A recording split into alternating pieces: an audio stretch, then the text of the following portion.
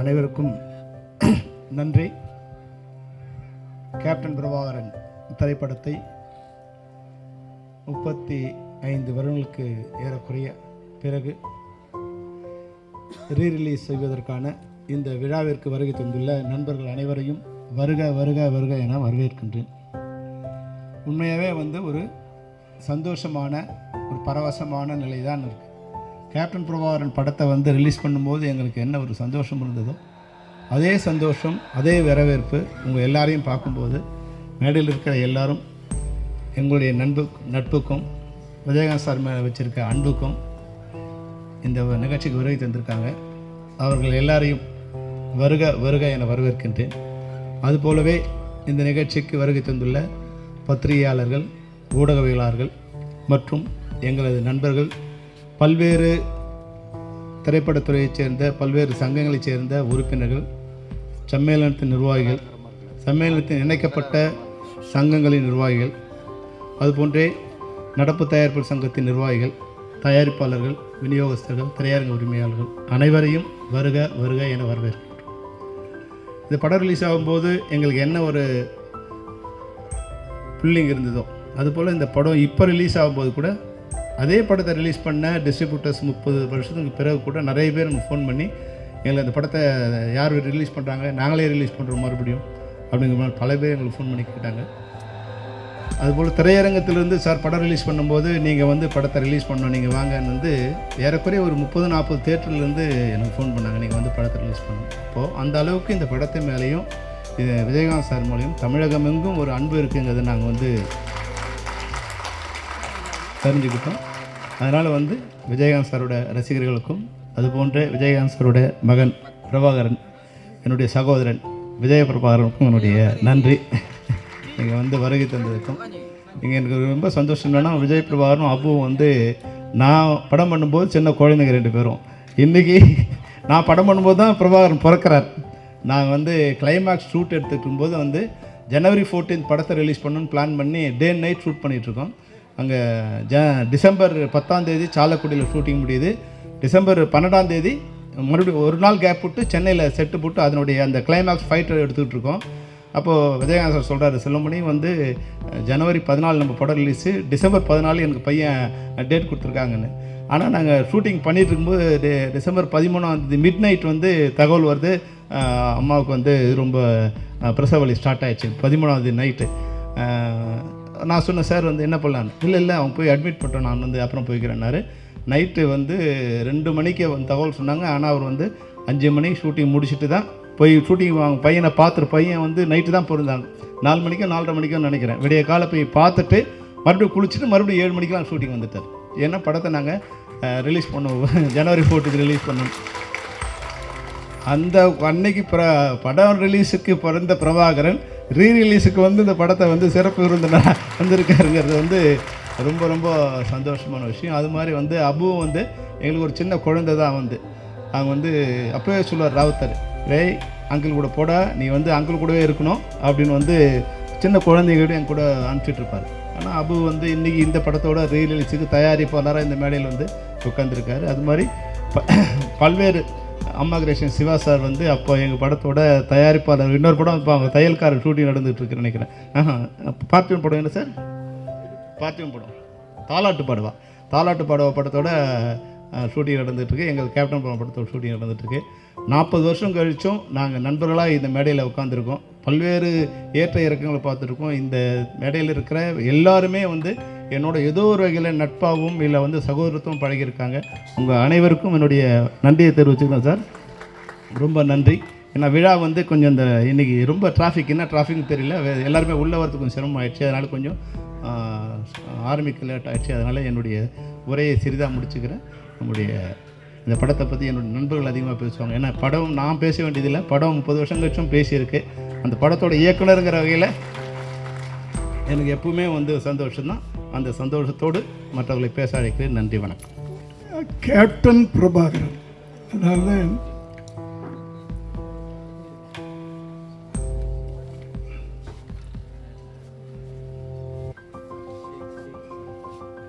விஜயகாந்த் அவர்களுடைய 100வது படம். பொதுவாக நடிகர்களுக்கு இந்த 100வது படம் வந்து ரொம்ப ரிஸ்காக இருக்கும். சிலருக்கு அமையாது சரியா. ஆனால் விஜயகாந்த் அவர்களுக்கு இது ஒரு மிகப்பெரிய வெற்றி படமாக அமைஞ்சது. அதாவது ஒவ்வொரு நடிகனுக்கும் ஒரு ஆரம்பம், ஒரு படிக்கட்டாக இருக்கும். இந்த படம் வந்து அடுத்த கட்டத்துக்கு அவர் தூக்கிட்டு போகும், இந்த படம் அடுத்த கட்டத்துக்கு தூக்கிட்டு போகும். அப்படி அமைஞ்சதுதான் முதல்ல சட்டபுரட்டரை, அப்புறம் சாட்சி அவரை நிலைநிறுத்திச்சு. அதுக்கு பிறகு வந்த இயக்குனர்களில் சில படங்கள் அடுத்த கட்டத்துக்கு அப்படியே தூக்கிட்டு போச்சு. இந்த படத்தில் தான் கேப்டன் அப்படின்னு இன்னைக்கு வரைக்கும் அவர் பேரே மாறி போச்சு. அது இந்த படத்து மூலமாக தான். ஜென்ரலாக நான் வந்து விஜயகாந்த் நடித்து மற்றவங்க டைரக்ட் பண்ணுற படத்தை நான் ஒரு முறை தான் பார்ப்பேன் நான். ஆனால் இந்த படத்தை 3 தடவை பார்த்துருக்கேன். அப்படியாப்பட்ட ஒரு மேக்கிங். இதில் வசனங்கள் லியாகத் அலி கான் மேடையில் இருக்காங்களா இல்லையான்னு தெரியல, ரொம்ப நல்லா இருக்கும். ரொம்ப யதார்த்தமாக, அதே நேரத்தில் பவர்ஃபுல்லாக இருக்கும்.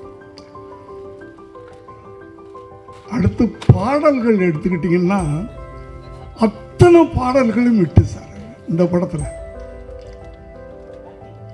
அப்படி கமர்ஷியலான ஒரு படத்தை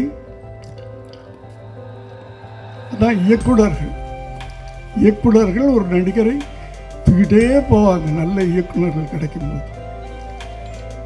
அப்படி விஜயகாந்த் கிடைத்த ஒரு நல்ல பெரிய ஒரு மறக்க முடியாத இயக்குனர்கள் ஒருத்தர் செல்வமணி சார்.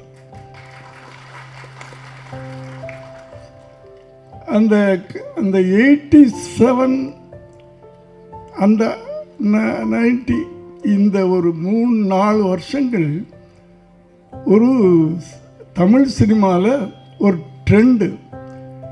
டிஎஃப்டி டைரக்டர்ஸ்லாம் உள்ளே வந்தாங்க, பயங்கரமான சக்ஸஸ்லாம் கொடுத்தாங்க. ஆனால் என்னென்னா தயாரிப்பாளர்கள்லாம் பயந்துட்டாங்க அவங்க வைக்கிற செலவுகளை எல்லாம் பார்த்துட்டு. ஆனால் டிஎஃப்டி படிச்சுட்டு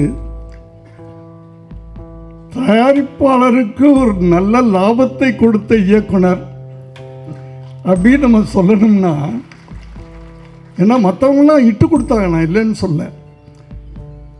ஆனால் ப்ரொடியூசர்கள்லாம் எப்படி அப்படின்றது ஒரு கேள்விக்குறியாக இருந்துச்சு. அப்போது இந்த டிஎஃப்டி டைரக்டர் மேலேயே ஒரு பயம் வர ஆரம்பிச்சிருச்சு ப்ரொடியூசர்ஸ்க்கெலாம். அந்த காலகட்டத்தில் 2 இயக்குனர்களும் எனக்கு தெரிஞ்சு, உதயகுமார் சார் அவரும் டிஎஃப்டி ஸ்டூடெண்ட். ஆனால்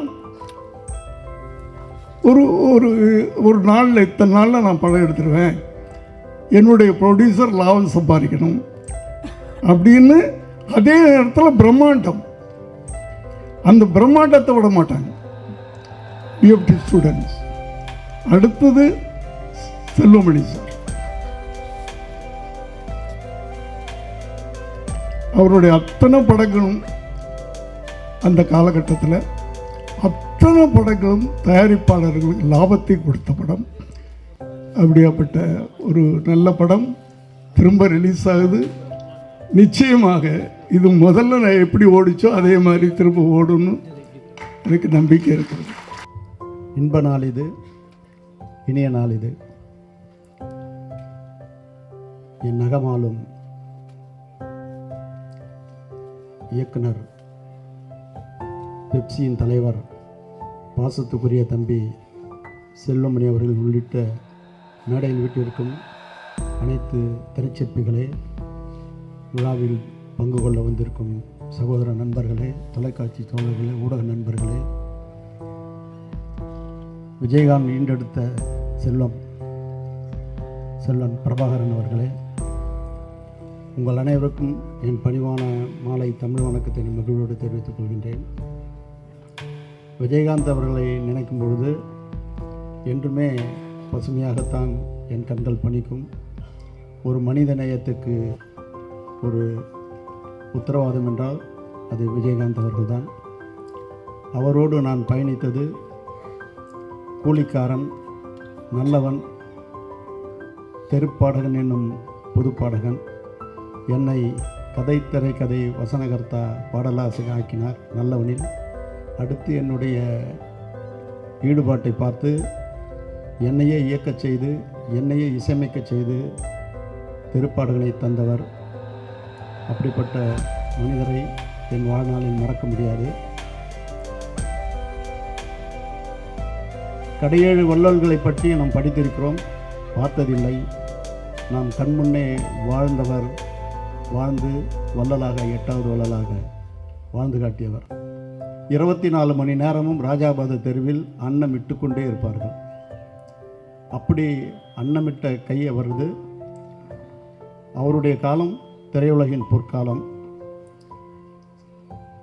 செல்வமணி அவர்களை நினைக்கும் பொழுது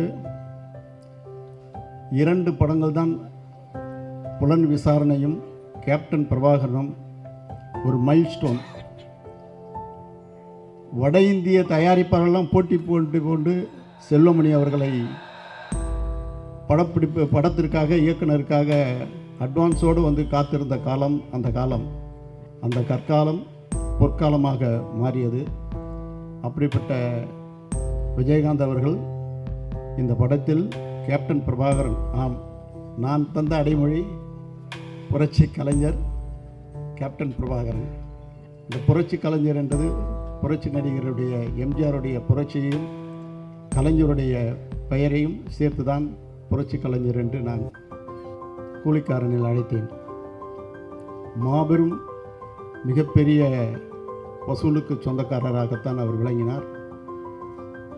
திரையுலகில் எந்த ஒரு பிரச்சனை இருந்தாலும் முன்னணியில் வந்து நின்று அவர் பணியாற்றிய விதம் காலத்தால் மறக்க முடியாதது. நடிகர் சங்கத்தை மீட்டெடுத்து அதனுடைய கடனை அடைத்து அதற்கு ஒரு மிகப்பெரிய வழிகாட்டி அமைந்தார். அப்படிப்பட்டவருக்கு அவருக்கு திருமணம் நிச்சயிக்கப்பட்ட போது என்னிடம் சொன்னது கலைஞர் தலைமையில் நடத்த வேண்டும் என்றார். உடனே கலைஞரிடம் அழைத்து சென்று என்ன தேதி வேணும்னு கேட்குறாரு. 4 தேதி கொடுக்குறாரு கலைஞர்கிட்ட. நீ என்ன தேதி சொல்லு, நான் வரேன் அப்படின்னாரு. அந்த தேதி தான் நடந்தது. அப்படிப்பட்ட திருமண வைபவம் மதுரையில் அந்த மாதிரி ஒரு முத்தையா மன்றத்தில் அந்த மாதிரி எந்த காலத்திலும் நடக்காது, நடக்கவும் முடியாது. அப்படிப்பட்ட கடல் அலை போல மக்கள் வெள்ளத்தில் அவருடைய திருமணம் நடந்தது. அதை நினைக்கும் பொழுது எங்கள் கண்கள் பனிக்கிறது, நெஞ்சம் நெகிழ்கிறது. அவருடைய செல்வங்கள் அரசியலிலும் சரி சினிமாவிலும் சரி முன்னேற்ற பாதையில் செல்வார்கள் என்று சொல்லி வாய்ப்பு தெரிவித்து அமைகிறேன். இந்த ஆட்டமா பாட்டமா பாடு மட்டும் ஒரு ட்ரெய்லர் மாதிரி எடுத்திருந்தார். அதான் கேட்டேன், எவ்வளோ டான்ஸஸ்ப்பா அப்படின்னு. 60 டான்ஸர் 600 டான்ஸர் மாதிரி எடுத்திருக்கிறார். எப்படி நைட்டில் அந்த லைட்ஸோடு அவங்க புறப்பட்டு வர்றது, காவல்துறை அதிகாரிகளோட ஒரு ட்ரெய்லர், ஒரு பாட்டு போட்டால் அந்த படத்தை பார்க்கணும்னு சொல்கிற ஒரே ஒரு சூழலில் உருவாக்கிய ஒரு கலைச்சிற்பி தான் தம்பி செல்வமணி அவர்கள். வாழிய வாழிய வாழி என்று வாழ்த்தி விடைபெறுகிறேன். நன்றி, வணக்கம். எப்படி விஜயகாந்துக்கு ஒரு லியாகத் ஊருக்கு ஊர் போய் அவரை பற்றி பறைசாற்றி கூட்டம் போட்டு அவர் புகழை சேர்த்தாரோ, அதுபோல் திரையுலகில் செல்வமணியுடைய படம் அவருக்கு ஒரு கொடையாக விளங்கும் என்று சொல்லி விடைபெறுகிறேன். நன்றி, வணக்கம். அனைவருக்கும் வணக்கம். இது ஒரே ஒரு நம்ம பிள்ளை ஒரு விஷயம் தப்பாக சொல்லியிருக்கு. அது செல்வமணி சாரோட நண்பர், அவரோட தம்பினர். அனைவருக்கும் வணக்கம். ஒரு 4-5 பேர்லாம் தூங்கிட்டே எல்லாம் நல்லா இருக்கீங்களா? கேப்டன் பிரபாகரன் அப்படின்னா அந்த கேப்டன் பிரபாகரனுக்கும் சிங்கம் மொழிக்கு இருந்தது. தோணுது. ஆனால் எங்கள் கேப்டனுக்கும் சிங்கமொழிக்கும் என்ன இருக்குது அப்படிங்கிறத ஒரு 3 இன்சிடென்ட் பண்ண சொல்லி. இந்த படம் ஆர்கே செல்லுமணி சார் அது ராஜ் அந்த ஷோலே படத்துக்கு அப்புறம் மிகப்பெரிய படம். அதை நான் வந்து ஓசியில் பார்க்கணும்னு சொல்லி சேம்பரில் போய் உட்காந்து அடி வாங்கி வெளியே வந்தது. அதெல்லாம் எடுத்த கதை விட்டுருங்க. அவர் செல்லுமணி சாரோட தம்பி ராஜா என்னோடய க்ளோஸ் ஃப்ரெண்டு. அவங்க அண்ணன் என்ன செய்கிறாரு, எப்படி பேசுகிறாருன்னு பொழுதுனையும் கேட்டுக்கிட்டே இருப்பேன். சும்மா இருந்தேன் சொன்னேன்ட்டே இருப்பார். நான் வந்து உதவி இயக்குனராக இருக்கும் பொழுது, அதாவது என்னால் வந்து சினிமாவுக்கு வர்றதுக்கு முன்னாடி எனக்கு ஒரு லாஸு அப்படின்னா செல்லுமணி என்ன, என் வீட்டு பெட்ஷீட் காணா போச்சு. எங்கன்னா எங்கள் ஊர் பெரியவளம் பக்கத்தில் கும்பக்கரையில் ஆட்டமா தேரோட்டமா சாங்கு நைட் எஃபெக்ட் 3 மணி 4 மணிக்கு தான் சாங் முடியுது. அந்த சாங்கை பார்க்கணும்னா அந்த ஃபால்ஸுக்கு போகணும்னா ஒரு ஷாட் எடுப்பாங்க, அதுக்கப்புறம் பிரேக் விட்டுருவாங்க. நான் அந்த பாறையில் போய் பெட்ஷீட்டை வச்சு பொத்தி படுத்துட்டேன். அப்புறம் திருப்பி ஆட்டமானது இங்கேயே ஓடுறாங்கடான்னு ஓடினேன். திருப்பி வந்து பார்த்தேன் பெட்ஷீட்டை காணோம். அதுக்கப்புறம் சைக்கிள் பஞ்சரு. திருப்பி ஒரு வாரம் கழித்து சாங்கெல்லாம் முடிஞ்சிருச்சுனாங்க. அங்கிட்டு ஆண்டிப்பட்டி பக்கத்தில் ஏதோ ட்ரெயின் ஃபைட் எடுக்கிறேன் நாங்கள். எங்கள் அம்மா சொல்லிச்சு அங்கேயும் பெட்ஷீட் எட்டு பண்ணி நான் விளக்கமத்து கொண்டு சாத்தி போயிருந்தேன். அப்புறம் இங்கே சினிமாவுக்கு வந்து அசிஸ்டன்ட் டைரக்டர் அந்த படம் ரிலீஸ் ஆகும்போது போய் பார்க்க முடியல. எங்கள் கேப்டன் இருந்ததுனால தான் நான் அசிஸ்டன்ட் டைரக்டராக இருந்தேன். ஏன்னா அவர் இருந்த ஆஃபீஸில் நான் சோறு சாப்பிட்டதுனால தான் எங்கள் சொந்தக்காரனே சொல்லிட்டு போயிட்டேன், இனிமேல் நீ சென்னையை விட்டு வரவே மாட்டேன், உனக்கு சோறு போடுறதுக்கு ஒரு ஆள் இருக்கார், நீ அங்கே சாப்பிட்டு நல்லா இருக்கு. அதை எங்கள் கேப்டனை வச்சுக்கிட்டு ரேணிகுண்டா படத்தில் நான் தான் ஆடியோ ஃபங்க்ஷனில் நான் தான் எடுத்து நான் தான் ஆங்கராக நான் பேசினேன். அந்த பேசி முடித்ததுக்கப்புறம் எங்கள் நிகாஸ் ப்ரொடியூசர் என்னை தாஜ் கன்னிமராக சாப்பிட போயிட்டார். அப்போ எங்கள் கேப்டன் வந்து எங்கள் அண்ணன் சுதீஷ்கிட்ட சொல்லி அவன் சிங்கப்பள்ளி சாப்பிட்டானா எங்கே இருக்கானு சொல்லி போய் பார்த்து என்னை கன்னிமராவில் வந்து சுதீஷ் சார் நீ சாப்பிட்டேன்னு சொன்னார் கேப்டனு. அது சொன்னேன், இல்லைண்ணே நான் சாப்பிட்டேன், நீங்கள் தானே இருக்கேன், நான் இந்த அமீர்லாம் சாப்பிட்டுருக்கோம் அப்படின்னு. இதுக்கு முன்னாடி என்னென்னா நான் சுந்தர்சி சார்கிட்ட அசிஸ்டன்ட் டைரக்டராக வேலை பார்க்கும்போது எங்கள் சுந்தர்சி சார் வந்து ஒரு வீடு இருந்துச்சு. அது கேப்டன் சாரோட வீட்டுக்கு எதிர்த்தாப்பில் ஒரு வீட்டில் குடியிருந்தார். அவங்க ஐவி சசியோட வீடு, சீமா அவங்களோட வீடு. அதில் 2வது மாடியில் இருந்தார். 8th வீடு கேப்டன் சார் வீடு.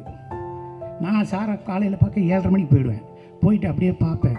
பார்த்துட்டு இரவு 7:30 மணிக்கு மேலே மொட்டை மாடிக்கு போவேன். மொட்டை மாடிக்கு போயிட்டு எதுக்கு போவோம், நான் டி சங்கரனே கேமராமேனு எல்லோரும் போய் உட்காந்து அங்கே பேசிக்கிட்டு இருப்போம், ஏதோ சாப்பிட்டுக்கிட்டு இருப்போம். அப்போ அங்கிட்டு பார்த்தோம்னா அங்கேருந்து தூரமாக கேப்டன் நிற்பார். ஷூட்டிங்லேயும் நான் போனோம்னே, வருஷம் பூரா ஷூட்டிங் போகிறது நீங்கள் ஒரே எழுத்தாண்டா அப்படின்பார். ஆச்சு காலையில் பார்க்கலாம் தூங்கு அப்படின்ட்டு போயிடுவார். அப்புறம் ஒரு 4 நாள் கழித்து வர்றேன். விஜயகாந்த் சார் விட்ட ஃபோட்டோ எடுக்கணும்னு சொல்லி பிரசாத்துலேருந்து ஒரு கியூ, பிரசாத்துலேருந்து காவிரி ஸ்ட்ரீட்லேருந்து ஒரு கியூ நிற்கிது வீட்டுக்கு முன்னாடி. நான் அசிஸ்டன்ட் டைரக்டர் வெளியே போய் ஒவ்வொருத்தரா பொண்ணு தள்ளி விடுறேன். அப்போ விட்டுக்கிட்டே இருக்கையில் அவர் வந்து பார்க்குறாரு லேசா, இது யார் சார் சுந்தர் சார்ட்ட வேலை பார்க்குறாரு அசிஸ்டன்ட் டைரக்டர்னு அவரோட உதவியாளர் சொல்கிறார். அப்படியா, எந்த ஊர், மதுரை பக்கம் தேனி பெரியவங்க. அப்படியா, எல்லாம் ஃபோட்டோ எடுத்துட்டாங்க, வா நீ ஃபோட்டோ எடுக்கலையான்னாரு. நான் உங்களை வச்சு படம் எடுக்கணும்னே. என்னது உங்களை வச்சு படம் எடுக்கணும், என்ன சொல்கிறேன், நீ ஒத்துருக்கிற அப்படின்னு போயிட்டார். போனதுக்கப்புறம் அஜித்தை வச்சு படம் பண்ணுறோம், உளவுத்துறை ரிலீஸ் ஆகுது, எதாவது விஜயகாந்த் சாரை வச்சு பண்ணணுமே எதடா பண்ணுறது, என்னடா பண்ணுறது. அடுத்துக்கடுத்து சூர்யா வச்சு ஒரு படம் பண்ணலாம்ட்டு இருக்கோம். அதில் ஒரு நாள் கெஸ்ட் ரோல் பண்ணணும். விஜயகாந்த் சாரை வச்சு யார் கெஸ்ட் ரோல் பண்ணுறது, ஒரு நாள் யார் கெஸ்ட் ரோல் பண்ணி யாரோ பேசுகிறாங்க. நான் இடையில கலைப்புலி தானு சார் இருக்கார், பாலா சார் இருக்கார், விஜயகாந்த் சார் ஒரு நாள் எப்படி வருவார், அவர் எப்படி வருவார், அதெல்லாம் வரமாட்டார், பேசி பார்க்கலாம் சார். அப்புறம் பாலா சார் பேசினார், தானு சார் பேசினார், என்னை அனுப்பிச்சிட்டாங்க. நான் நேராக போகிறேன், அவர் வீட்டுக்கு போகிறேன். போனோன்னே என்னை பார்த்தேன்னு வட ஒரு 10 நிமிஷம் கழிச்சு வா, என்னை ஒரு நாள் நடிக்க சொல்லி ஒரு டைரக்டர் வந்து கதை சொல்ல வர்றேன், அவள் போகட்டும் நீ வெளியே கொஞ்சம் நான் பேசுகிறேன். இல்லைடா இது ஒரு நாள் நடிக்க சொல்கிறாரா தானு பாலெல்லாம் பேசினாரா, நீ 10 நிமிஷம் இரு நான் பேசுகிறேங்கிற இல்லைன்னாரு. இல்லை அதுதான் நானுன்னு. இல்லை நீயா, இல்லைடா நீ இப்படி சொல்கிற, நான் தான் சொன்னேன் உங்களை வச்சு படம் எடுக்கணுங்க. நான் அடிக்க மாட்டேன்டா ஒரு நாள், நான் எப்படி இல்லை நீ அடிச்சேன்னா நான் அத்தனை பேர்த்துக்கு அடிக்கணும், அதெல்லாம் அடிக்கணும். நீ அடிக்கலன்னா எப்படி படம், விசூரியா நானுமா அப்படியா, விசூரியா நடிக்குதா வரேன்டா போடான்ட்டு. ஒரு 10 நாள் கழிச்சு டேட்டு கொடுக்குறாரு. ஃபிலிம் இன்ஸ்டியூட்டுக்கு போகிறேன், அவர் நடிச்சுக்கிட்டு இருக்காரு. சார் என்கிட்ட நான் மேனேஜர் போயிட்டா நான் வந்துட்டேன்.